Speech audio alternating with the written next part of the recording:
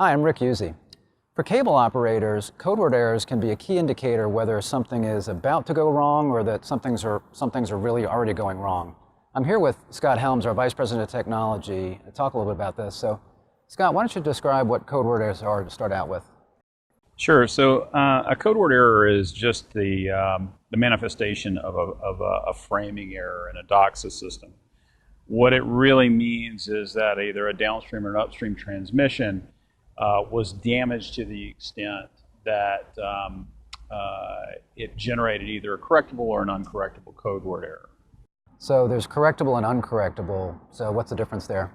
So in DOCSIS 3 and earlier, we use an algorithm called forward error correction, or FEC, to try and recover when we have impairments. And what this lets us do is, if a code word isn't too badly damaged, there's enough information for us to fix it, and that becomes a correctable code word error.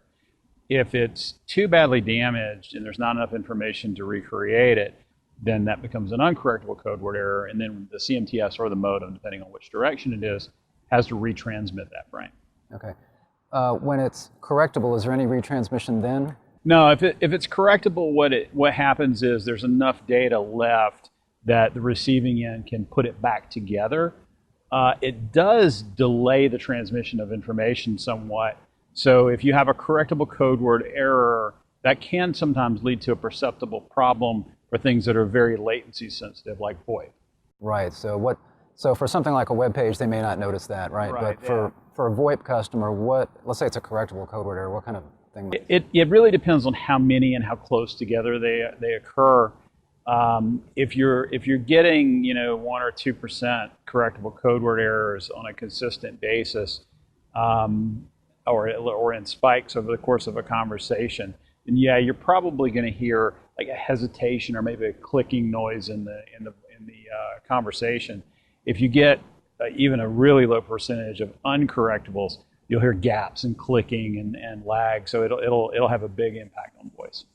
So obviously, it sounds like being able to track code word errors can give you maybe some insight into let's say correctable when things are going to get bad, and uncorrectable, they're already bad, right? Yeah, I mean, we spend a lot of time in the cable world worrying about things like SNR, MER, and those are really leading indicators. The code words are kind of the dividing line between I have a problem that's on the RF side that is sufficient enough to cause something that the customer can feel or experience versus I don't.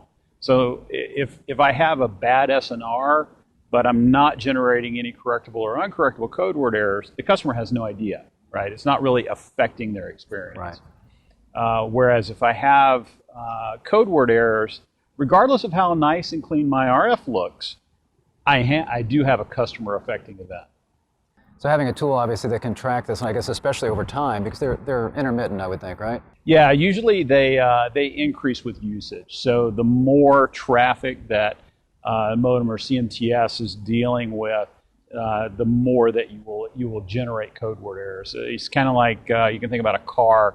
If you have a little bit of a bulky transmission, it doesn't really matter if you're going slow, but the faster you're going, the more problematic that becomes. So important for cable operators to stay on top of these. Absolutely. Yeah. Okay.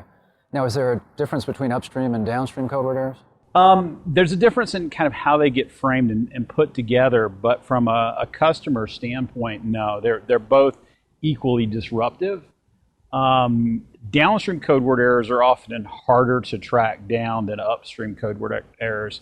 Upstream code word errors commonly, but not always, are the result of problems in the home or problems with a specific node or amplifier.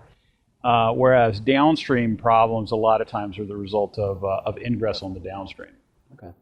Now, we've done code word errors. You mentioned FEC. Okay. We've done that way for a long time. What's coming? There's something different with DOCSIS 3.1, right? Yeah, so in DOCSIS 3.1, we switched to a more robust form of error correction.